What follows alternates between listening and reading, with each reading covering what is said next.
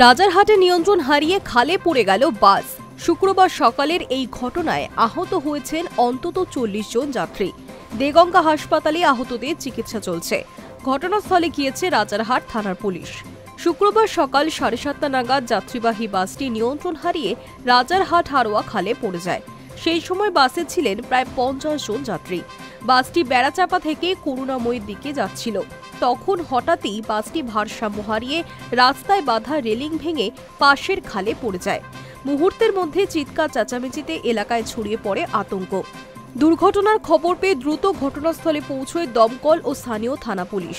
স্থানীয় বাসিন্দারাও উদ্ধার কাজে হাত লাগান। তাদের তৎপরতায় একে একে আহত যাত্রীদের খাল থেকে উদ্ধার করে অ্যাম্বুলেন্সে তোলা হয়। কি কারণে এই দুর্ঘটনা তা এখনো স্পষ্ট নয়। তবে এই ঘটনার পর স্থানীয়রা পুলিশ প্রশাসনের বিরুদ্ধে ক্ষোভ উগরে দিয়েছেন। তাদের বক্তব্য, রাস্তার অবস্থা বেহাল। এই কারণে প্রতিদিনই এলাকায় ছোটখাটো দুর্ঘটনা ঘটে বলে জানিয়েছেন তারা।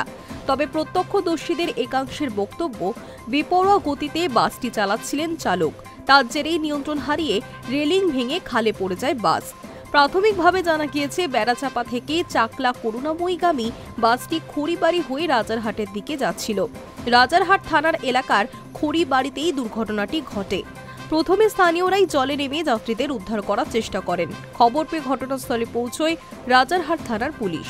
হাসপাতালে চিকিৎসাধীন রয়েছেন অনেকেই, তবে কয়েকজনকে প্রাথমিক চিকিৎসার পর ছেড়ে দেওয়া হয়েছে।